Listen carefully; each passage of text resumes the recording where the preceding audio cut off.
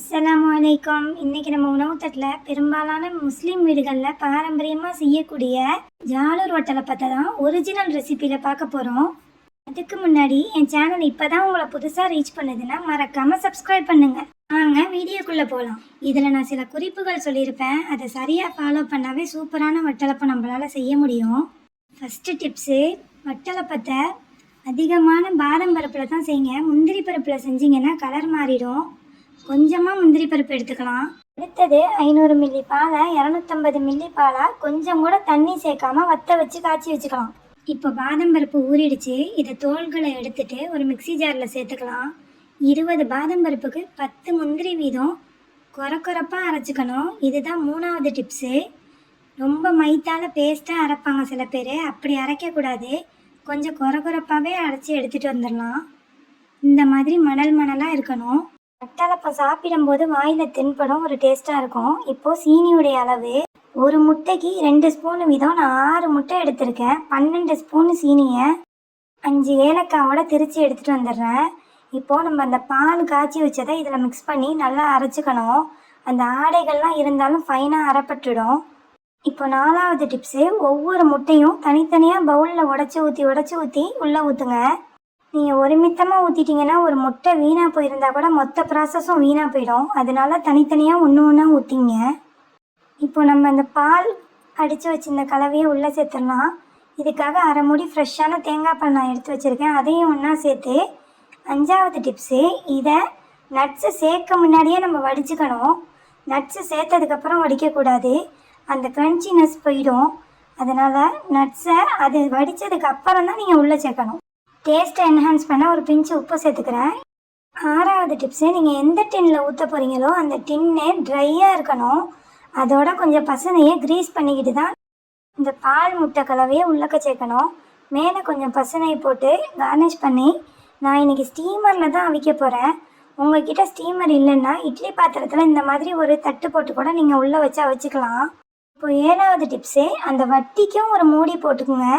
அப்போ தான் அது தண்ணி உள்ளே வடிஞ்சு அதை வீணாக்கிடாமல் பாதுகாத்துக்கும். இதை ஒரு 10 நிமிஷம் வேக விட்டு எடுத்துக்கலாம். 10 நிமிஷம் கழித்து திறந்து பார்த்தா மாஷா அல்லாஹ், நம்மளுடைய வட்டலப்பம் சூப்பராக ரெடி ஆகிடுச்சு.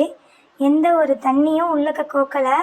வெந்துருச்சான்னு ஒரு கத்தி வச்சு செக் பண்ணிக்கிட்டா இந்த மாதிரி ஃப்ரீயாக இருந்துச்சுன்னா வெந்துருச்சுன்னு அர்த்தம். 8வது டிப்ஸு, இதை 1 மணி நேரத்துக்கு கூல்டவுன் பண்ண விட்டு தான் நீங்கள் பீஸ் போடணும். அதுக்கு முன்னாடியே போட்டிங்கன்னா கண்டிப்பாக அது எடுக்க வராது. நல்ல கூல்டவுன் ஆனதுக்கப்புறம் எடுத்திங்கன்னா இந்த மாதிரி கேக்காக சூப்பராக நம்மளுடைய வட்டலப்பம் தயாராகிடும். சின்ன சின்ன குறிப்புகளை கரெக்டாக ஃபாலோ பண்ணிக்கிட்டாவே வட்டிலேயே ஒட்டாத அளவுக்கு, ஒரு கொஞ்சம் கூட தண்ணி சேராத அளவுக்கு சாஃப்ட் அண்ட் ஜூஸியான வட்டலப்பம் நம்மளுக்கு தயாராகிடும். இப்போது ஜாலர் செய்யலாம் வாங்க.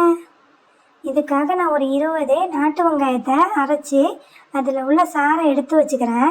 இந்த சாறை எடுத்ததுக்கப்புறம் இந்த வெங்காய விழுதுகளை கூட நீங்கள் கறிக்கு யூஸ் பண்ணிக்கலாம். பேட்டர் ரெடி பண்ண 2 கப்பு மாவு எடுத்துக்கிறேன், மைதா மாவு.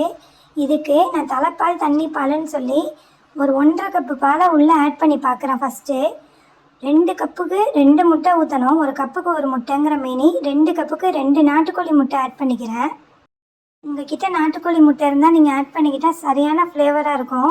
அரை டீஸ்பூன் உப்பு, ஒரு பிஞ்ச் மஞ்சத்தூள் கலருக்காக ஆட் பண்ணி இந்த வெங்காய சாரையும் உள்ளக்க சேர்த்து நான் மாவை செக் பண்ணி பார்க்குறேன். அது கொஞ்சம் லூஸாக இல்லை.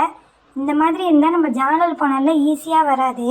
இதுக்காக நம்ம எடுத்து வச்சுருந்த இன்னொரு அரை கப்பு தேங்காய் பாலையும் உள்ளே சேர்த்தா இப்போ நல்லா ஸ்மூத்தாக இருக்குது. இதில் மேலே லம்ஸ்லாம் இல்லாமல் இருக்கணுங்கிறதுக்காக ஒரு மிக்சி ஜாரில் சேர்த்து 2 பல்ஸ் கொடுத்து எடுத்துகிட்டு வந்துடுறேன். இந்த மாதிரி ஒரு ஜெக்கில் வடித்து வச்சுக்கிட்டோம்னாக்கா நமக்கு அந்த ஜாலர் புனலில் ஊற்றுறதுக்கு ஒரு வசதியாக இருக்கும். இந்த மாதிரி வடித்து எடுத்து வச்சுக்கலாம். நான் இப்போ இந்த ஜாலர் புனலில் தான் சுட போகிறேன். இது 3 ஹோல்ஸ் இருக்கும் இதில்.